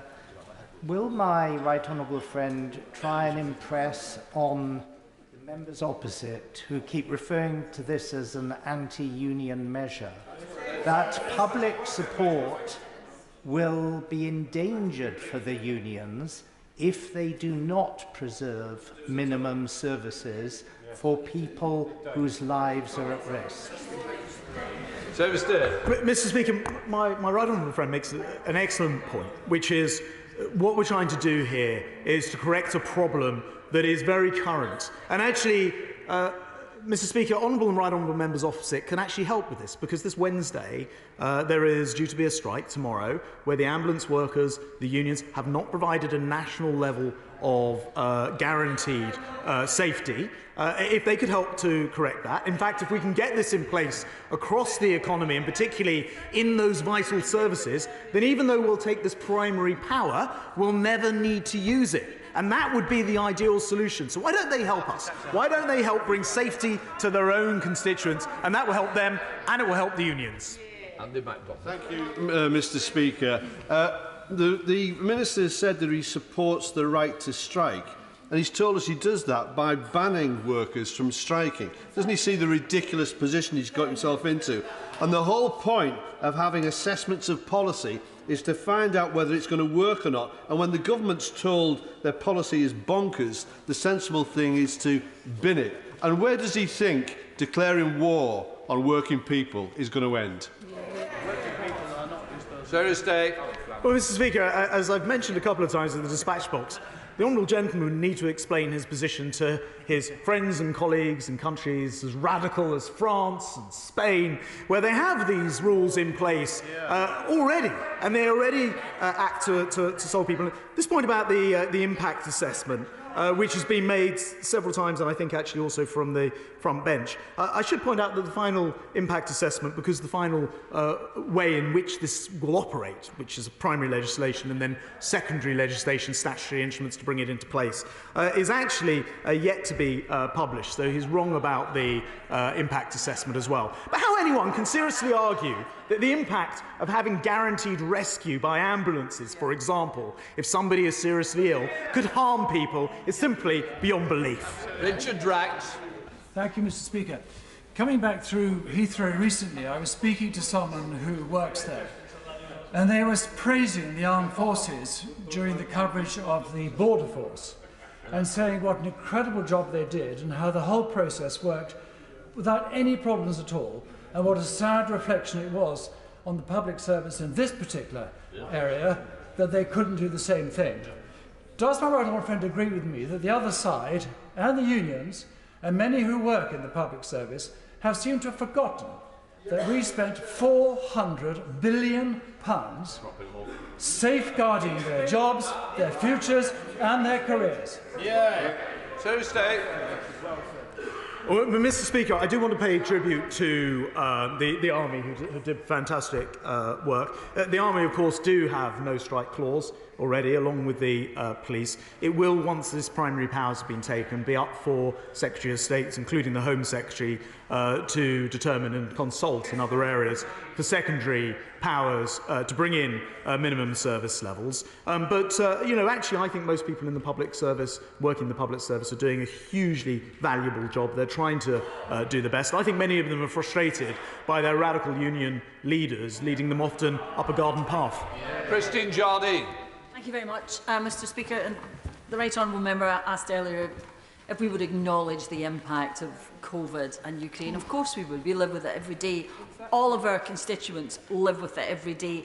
All of those working in the NHS and the ambulance service live with it every day. So when he says the British people need to know that when they have a heart attack, a stroke or a serious injury, that an ambulance will turn up, and that if they need hospital care, they have access to it, would he not agree with me that a better way of ensuring that is to deal with the actual problem, to invest, to recruit and retain staff in the NHS and the ambulance service, and provide this service that's being cried out for, not just by us, but by those people themselves, rather than tinker about with what you'll do when you can't solve it? Fix the problem. Might be a better way. Well, I think the honourable lady is right in this sense, that because of COVID, we have seen these huge backlogs, and indeed we're hiring a lot more nurses, for example, as a result. Thousands more since 2019. We're also funding the healthcare system more than ever in history, some £168 billion to do that. And as the Prime Minister described in his speech last week, bringing down those waiting lists is his #1 priority. So we are doing all of those things as well. But it is undeniable that not having a minimum safety level in place during strike days puts lives at risk, and this government will take the responsible decision to prevent that from happening in the future. Lee Anderson. Mr. Speaker, now then, I think it's important to remember that public sector workers are employed by and paid for by the great British taxpayer. And whilst I sympathise with some of their demands, does my right honourable friend agree with me that their first loyalty should be to the British taxpayer and not some power-crazed union barons who fund the Labour Party and have in the past paid off Labour MPs' mortgages? Well, Mr. Speaker, I want to pay tribute to particularly those in the NHS. There's a very good reason why over 1 million people in the NHS received a pay rise last year when the country was having a zero pay rise because of COVID in the public sector, and they did get a pay rise. The pay rise proposed at the moment is worth about £1,400 per individual. I appreciate that in these times and with Putin's evil war and the impact that's had on inflation, everyone would like more money as a pay rise, but a government's got to consider what that would do to people's taxes, what it would do to interest rates, what it would do to mortgage rates, and how we'd get into a circle, where we're never able to get inflation down. Inflation's the biggest evil of all. We're taking sensible steps to address it. That lot over there simply want to roll over and not address the difficult problems. Rachel Maskell. Thank you, Mr. Speaker. I refer to my register of interest. The Royal College of Emergency Medicine has highlighted how there is over 300 excess deaths every single week. So I'd like to know where the government's minimum service level agreement is to the public right now. But the best way to avert a strike is to negotiate. So within his legislation, what obligations will there be on government to enter meaningful negotiations, and how does he describe meaningful? I just want to pick the Honourable Lady up on those figures, because the NHS themselves will say they don't recognise those numbers. And I do know for sure that when we have a strike, such as the one on Wednesday, where ambulance workers are going to go on strike, there's no way in which she or anybody else in this House can realistically argue that people will somehow be better off without a national minimum safe level of service. That is what we're going to focus on, and that is why she and the benches opposite should support this bill. Laura Forrest. Thank you, Mr. Speaker. My right honourable friend was right to mention other European countries, but he could have added to that list South Africa, Argentina, Australia, Canada, all of which are members of the International Labour Organization, all of which have minimum service levels in essential services. And in every single case, the ILO has reviewed the MSL and determined it to be a necessary and proportionate restriction of the Article 11 right to strike. Does my right honourable friend agree that the British people are entitled to exactly the same lawful protection to have their basic needs met at times of industrial action in essential services?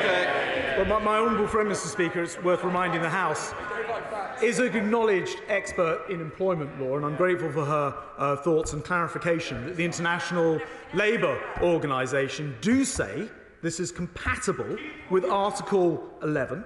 I have been able to sign off the ECHR compatibility on this measure, because as she rightly points out, it's not just our friends and neighbours in Europe, but around the world, where strikes are in many cases banned, not what we're proposing, but certainly minimum safety levels are in place. So there is nothing illegitimate about what we're doing. It fits with the ILO, and who signs up to the ILO? To TUC and many other unions besides. Chris Stevens. Mr. Speaker, every single concern that the Secretary of State and all those in the government benches have raised so far is already covered by existing legislation, because trade unions are legally obliged to provide life and limb cover. That's the existing law. So can the Secretary of State tell us what is the difference between his proposed legislation and the new legislation, because that will then be the test on whether this is an attack on workers or not. Well, Mr. Deputy Speaker, the honourable gentleman raises a good point, which I'm very pleased to answer. Where we have the strikes tomorrow and we can't get a simple answer to the question of what the national level of emergency cover will be for people in the most urgent of situations, heart attacks, strokes, other life-threatening ailments, that is the reason why we need minimum safety levels. When for many, many months some of the poorest in society have been unable to go to work to earn their own living, perhaps as a cleaner, as a hospital porter. That is why we need minimum service levels on our railways. And I very much hope the honourable gentleman will see the point, help to represent his constituents who are being prevented from earning money or indeed from being safe should they have an accident tomorrow. Nicky Aiken. Thank you, Mr Deputy Speaker.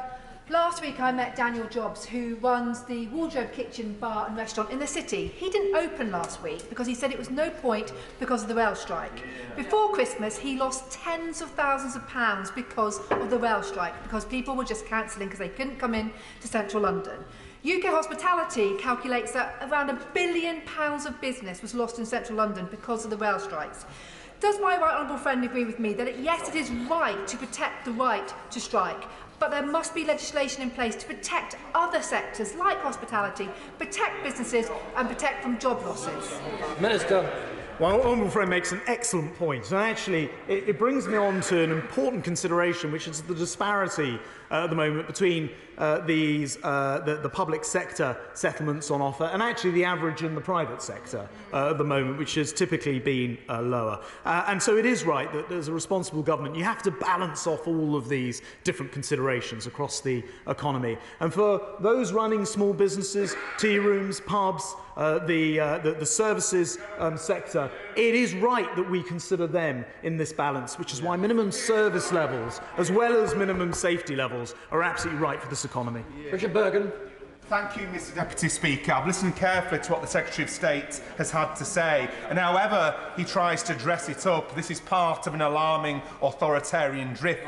We've got an attack on the democratic right to strike, an attack on the democratic right to vote through attempted vote rigging through the introduction of voter ID, and an attack on the democratic right to peaceful protest. Isn't the Secretary of State ashamed to be a member of the most authoritarian government in Britain in living memory? Minister. Well, Mr Deputy Speaker, I've heard some stuff at the dispatch box, but the idea that this is the most authoritarian government, has he seen what happens in truly authoritarian states? It's actually absolutely ludicrous claim. Particularly in Marxist states, yeah, it's a ludicrous claim about British democracy. And actually, he can help with his many union links, because all we're saying is we'll take powers to ensure that the minimum safety level exists. We're also saying at the same time we don't need to use these powers. We simply need to get agreement for his constituents and for our constituents that on a strike day an ambulance would be able to turn up because national levels have been agreed. That is it, and he should get on board and support this. Angela Richardson. Thank you, Mr Deputy Speaker.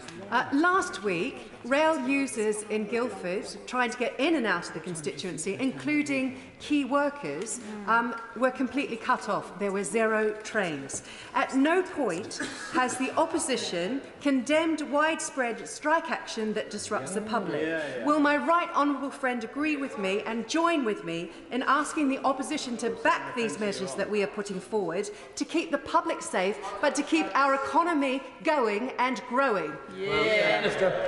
Well, friends, absolutely right. If you look at whose side we're on people who are working hard, who are trying to get on with their lives and livelihoods, who are concerned about their lives when it comes to emergency services.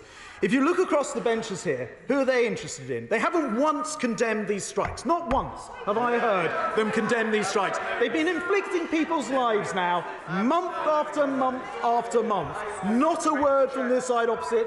And when we try to bring in even the most moderate and considerate legislation, which simply says that we will ask for a minimum safety level, what do? They object to it and again attack their own constituents in the process. Order. May I just gently remind members that Mr Speaker has determined that anybody who came in 5 minutes after the start of the session will not be called. Colin Eastwood. Thank you, Mr Deputy Speaker. I know that the Secretary of State likes to fly around in his own private plane, but I can tell him for a fact, whilst he's been doing that, nurses in my constituency, many of them, have been accessing food banks. This government seems very uncomfortable with nurses standing on picket lines, but totally relaxed about them lining up to get food for their families at food banks. If this government is serious about stopping the strikes, surely now is the time, Secretary of State, to pay these essential workers properly. Minister.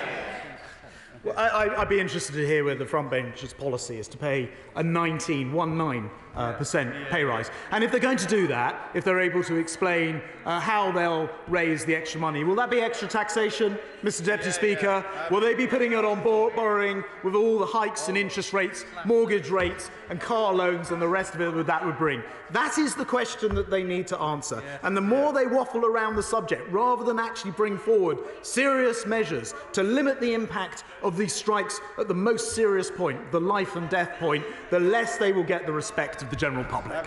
Greg Smith. Thank you, Mr. Deputy Speaker. My right honourable friend is absolutely right to bring forward these proportionate measures, not least the urgency with which he seeks to protect the safety and lives of all of our constituents at risk from strike action. But when it comes to minimum service standards on the railways, will he agree with me that children have suffered in these strikes? Many children in Buckinghamshire use the railways to get to school, and that in the consultation that comes forward, the ability of children to get to school on the railways must be included in that minimum service level.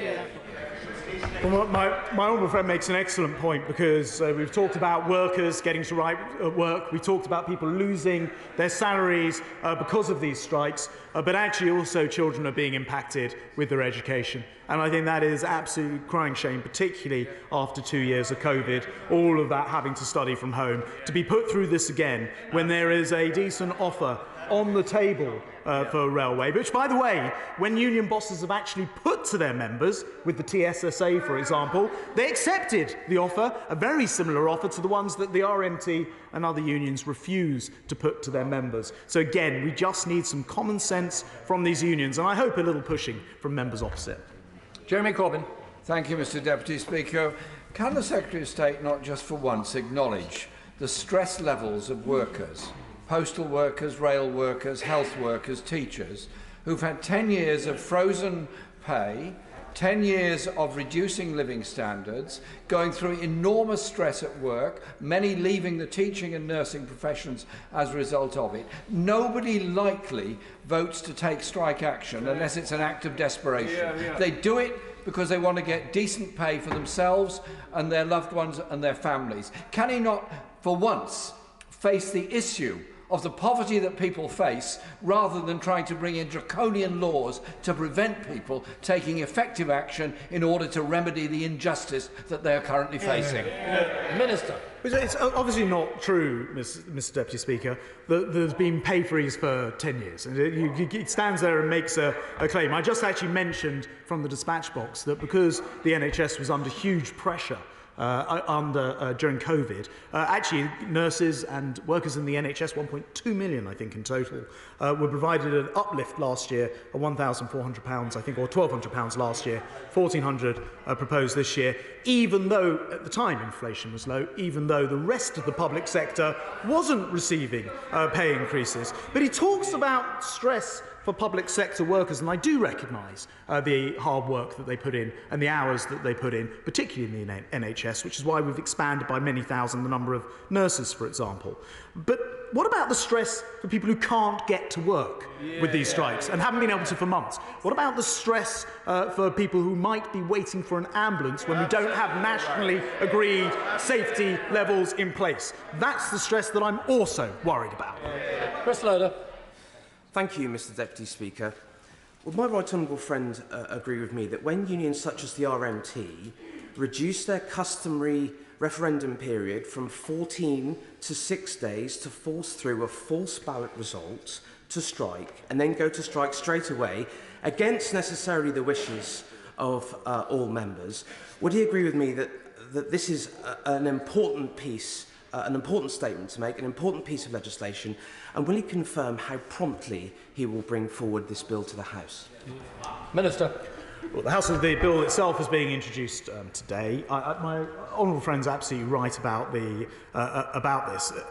One of the things that we saw with the RMT is that they haven't put the offers to their members, and I think that's a real problem. As I mentioned before, the TSSA had put an almost identical offer. It was accepted by the members, and the strike was therefore over. So I think any attempt to not allow members to see the full range, the full view of what is being offered is wrong. And because members haven't seen the full offer, they'll be unaware of the various different elements of that offer because it hasn't been formally put to their members. That is something that the unions can change immediately, and I very much hope that they do. Joanne Cherry. Mr Deputy Speaker, I noticed a moment ago that the Secretary of State said that striking workers were in danger of pushing up interest rates. Can I just remind him that many of these people are on strike because they can't afford their mortgages or their rent as a result of the hike in interest rates caused by his colleagues' economic incompetence. And I imagine that many of these essential workers are in receipt of the sort of wage that the Secretary of State wouldn't get out of bed for in the morning. Having said that, on the issue of the legality, of this legislation, the General Secretary of the TUC has said that to force workers who have democratically voted to strike, to force them to work and to sack them if they don't comply would almost certainly be illegal. Now, isn't that right? And can the Minister really say that in every respect the detail of his bill will comply with the United Kingdom Government's obligations both under ECHR and under international labour law? On the detail, Minister, what's the position? Mr Deputy Speaker, I don't know if I'm correcting myself or correcting the Honourable Lady, but I wasn't saying that striking, well, I didn't mean to say at least, that striking workers push up interest rates. It's inflation that pushes up interest rates. So if you pay 19%, and if you did that across the economy, you would have to borrow the money. You would then have to have more borrowing, more debt, and therefore higher interest rates. And everybody would pay more in their mortgages, in their car loans. Businesses would pay more. That is the quite simple maths that I would have thought we've actually tested to destruction. And it would not make sense to go ahead along those lines. She asked specifically about the ECHR. I can confirm that this is ECHR compliant.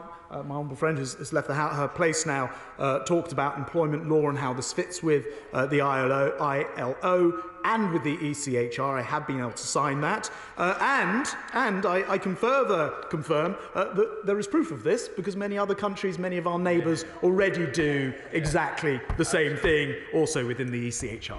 Jonathan Gallis. Thank you, Mr Deputy Speaker. May I proudly put on the record my register of interest as a former teacher and a former trade union member and representative for the NASUWT.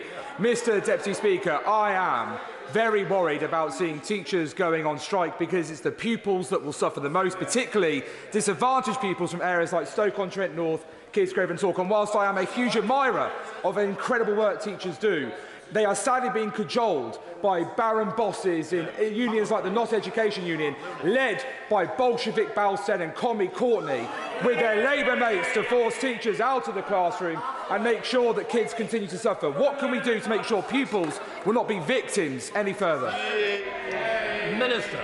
Well, minimum levels of service, of education and elsewhere will of course help. But again, I do just want to stress to the House, we are not legislating in order to necessarily want to or wish to introduce legislation in all these areas. That will be a matter for the House on secondary legislation. It will be a matter for further consultations. I very much hope that it does, though, give the unions and some of their supporters in this House the opportunity to stop and think about whether minimum safety is appropriate in their particular areas. And when it comes to teaching, I very much hope that they'll hold back from the threshold of strikes, which will be damaging to them and to the pupils. Zara Sultana. Thank you, Mr Deputy Speaker. Nurses' pay down 20%, teachers' pay down 20%, firefighters' pay down 12%, junior doctors' pay down 26%. That's the consequences of 13 years of Tory rule. So let's be honest, let's talk about the real problem here. It's not workers going on strike, it's a Tory government and the economy that they've built that forces workers to strike. And this new anti-worker law would make things even worse, sacking teachers and nurses for striking for fair pay. So, Mr Deputy Speaker, surely the easiest, safest and fairest way of guaranteeing minimum service provision is to have nurses and firefighters and paramedics paid a decent wage with good conditions and the resources to do their jobs. Why won't he do that instead?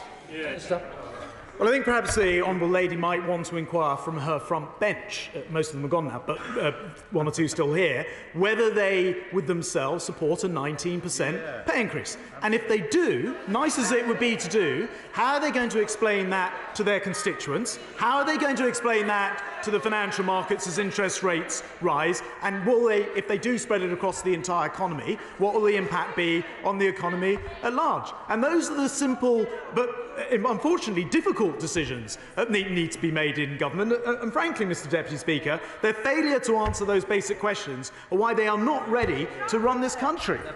Jim Shannon. Thank you, Mr Deputy Speaker. It's not often I get asked to halfway through, but I'm very pleased to do so. You're moving up the order. Anyway, the sentiments expressed in this chamber about seeking a solution do not appear to be matching the negotiations outside of this chamber. The Secretary of State will know that for many of the NHS staff, this is not just about monies alone, it's also about safety in the wards, with many nurses stating that they would be happy with additional staff to lighten the load, along with a modest payroll to cover the cost of living. Can the Secretary of State indicate what assessment has been made about safety in the wards in light of ongoing action? And will the Secretary of State guarantee safety and a cost of living wage increase? Minister. Mr Deputy Speaker, of course one of the reasons why we've been employing thousands, tens of thousands now, of more nurses, doctors, is to help to relieve the pressure post-COVID. And I think we all understand that given what happened in COVID and given what's now happened with flu, which is the worst for 10 years, we're seeing particularly strong pressures on our hospitals. The point that I'm making today is none of this is helped by the uncertainty. Fine to withdraw your labour, obviously a last resort, but we understand it. But please, give us an indication, or guarantee at least, of where the safety level will be, and do so on a nationwide basis, in fairness to the nurses and the Royal College of Nurses, just as they've done, but not, I'm afraid, as has been done with the ambulance unions, and we invite them to do the same thing. Desi. Thank you very much, Mr Deputy Speaker. The government's failed industrial relations approach has led to the worst strikes in decades, and sadly they've often sought to scupper talks at the last minute by throwing in last-minute spanners. And now they're proposing to go from clapping nurses to actually sacking nurses. The Secretary of State will be aware that the Transport Minimum Service Level Bill's impact assessment stated that imposing minimum service levels could actually increase the frequency of strikes. So what exactly has changed in the last 2 months since that was published? Minister. Well, first of all, no one is talking about sacking nurses. In fact, I've just checked the figures. Over 44,000 more nurses since 2010, over 34,000 more doctors, big increase even from 2019. Nothing that we are announcing today in this bill from the dispatch box, Mr Deputy Speaker, is about getting rid of nurses any more than any employment contract has to be followed. It's worth remembering that the pay that is on offer is as a result of the independent pay review body. Bodies that the unions themselves called to be set up 20 years ago being put into action. And on the point about last-minute spanners, I have heard union bosses make this point. It's completely untrue. I seem to somehow be living rent-free in Mitt Lynch's head at the moment. I haven't even been close to these negotiations. The deal that's on the table is the same discussion that's always been there. And rather than parroting those lines, the honourable gentleman might do better to check the facts and actually encourage the unions to put these offers to their members. David Linden. Thank you very much indeed, Mr Deputy Speaker. When the Tory party spoke about taking back control, none of us thought it would be suppressing votes with voter ID legislation, a policing and crime bill that curbs the right to protest, a House of Lords with unelected clerics, and a government that's withdrawing the basic fundamental human right to strike. How much longer is this government going to continue that this silly little island is now a functioning democracy? Minister. Well, Mr. Speaker, I'm pretty sure the honourable gentleman was in here from the beginning, otherwise you wouldn't have called him to speak, Mr. Deputy Speaker. And he therefore will have heard me said, not once or twice, but I think 3 times now, that this legislation is compatible with the International Labour Organization that the unions themselves sign up to, and that we see all of our, or many of our European nations follow. So I'm rather struggling to follow his argument that this is somehow unfair or undemocratic or somehow against international law. Yeah. Mr. Deputy Speaker. Mr. Deputy Speaker, you think from the way the Secretary of State is speaking, and he is resorting to being the knight on a white charger coming to rescue the system. But let's be clear, it was this government that froze pay in the public sector and then increases below inflation. It's this government that reduced recruitment in the National Health Service, particularly among nurses, and we have a 40,000 gap just in them alone. What we're actually hearing, aren't we, is chickens coming home to roost, and he ought to take responsibility as a minister in this government. Yeah. Minister. Well, I simply made the point that it's not the case that we've frozen recruitment because we've got 44,000 more nurses, not fewer nurses. So that's an increase rather than a decrease. It's also not the case, other than during the aftermath of the financial crash, which, as I recall, happened under the party opposite, and we had to pick up, and through COVID, but as I mentioned, not all the way through COVID, because last year, even whilst the rest of the public service was experiencing a freeze in pay, we paid more for the unions, for the workers in the NHS. So we made an exception to them. So it's simply, her narrative's simply not true. And I don't understand, again, that if her and her front bench and her party are saying they would pay 19% more, where is that money coming from? And whose taxes are going to be raised in order to pay for that and the increased interest rates? Sam Terry. Thank you, Mr. Deputy Speaker. I draw the House as my register of interest. Mr. Deputy Speaker, what I find astonishing is I didn't realise we were comparing with France and with Spain. We're talking about Franco's Spain and the Vichy regime of France. In this country, we already have so many elements of our laws which do not comply with ILO regulations. We are one of the most restrictive anti-worker countries in the world, and that, Mr. Deputy Speaker, is a fact. What I would like to see, what my constituents would like to see, is this government stop blowing up the talks with trade unions, as they did against the NHS over this weekend, with Unite Reps coming out of that meeting in a worse state of having moved things forward, or dropping in driver-only operation into talks to blow it up with the RMT. This government, Mr. Deputy Speaker, could end the strikes in multiple sectors. Instead, what they've done is up the ante to wage war on working people suffering because of their rancid government. Minister. Well, Mr. Speaker, at least we know where the honourable gentleman stands, because against the instructions from this front bench, it's on the picket lines. And he's one of the people who's helped to extend these strikes on rail.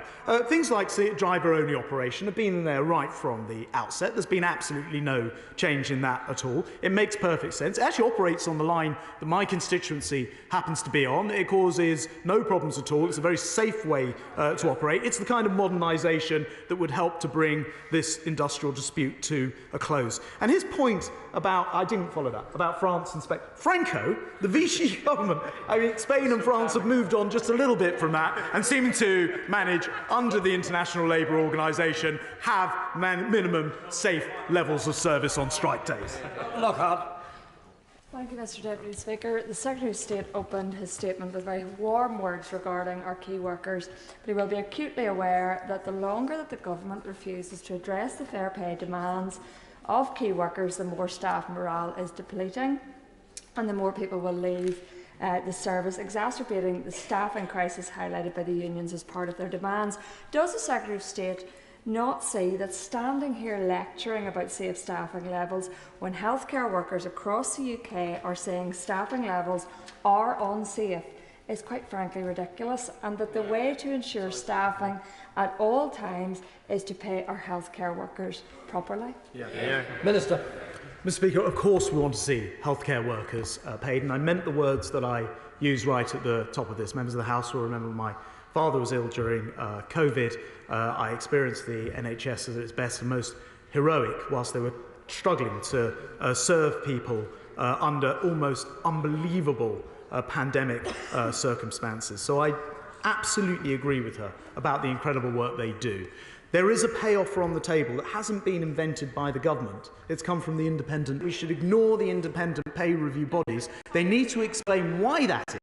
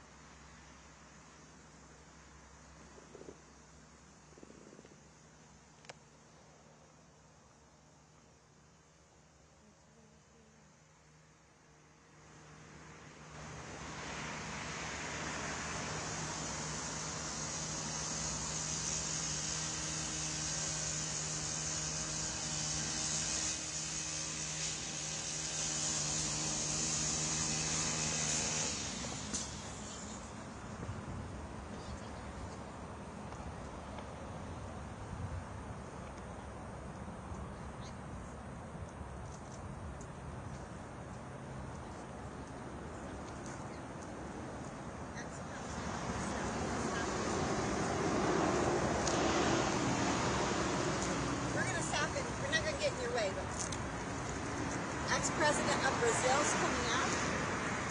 And he seems to still be in there. I don't think he's coming out anytime soon. Oh. No idea.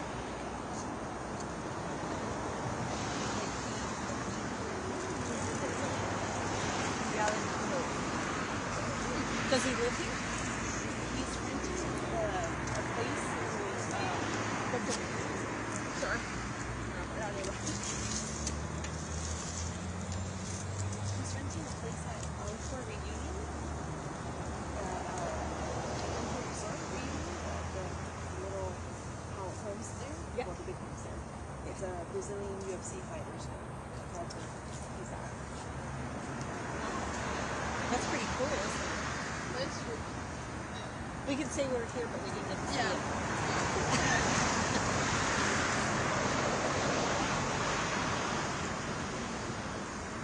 Are you news reporters or just? Yeah. So, what channel are you? We're not a channel. We're a wire service. Oh. Reuters. Okay. So I can't turn the TV on and say I saw them today. Yeah, well, if they see Reuters, you could be like, oh, I saw them today. So you just have to hang out all day and wait to see if it comes out? It depends. It's not all day when we run out, but we offer like services to the different channels and they're like worldwide. So you can grab it. So we're just here until they tell us. That's cool. I'm glad we ran into you. Now see, Brooklyn, there's something. We're from upstate New York, so yeah, we just asked that gentleman. He said the vice president of Brazil, right? Ex-president.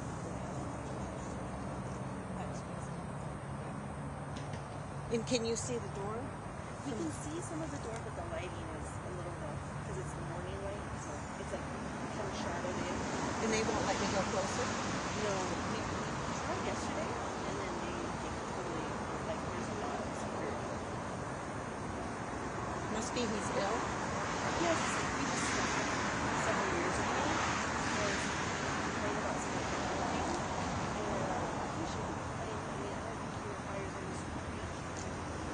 I'm going to go back home and look on the internet now. I mean, we're staying at a resort.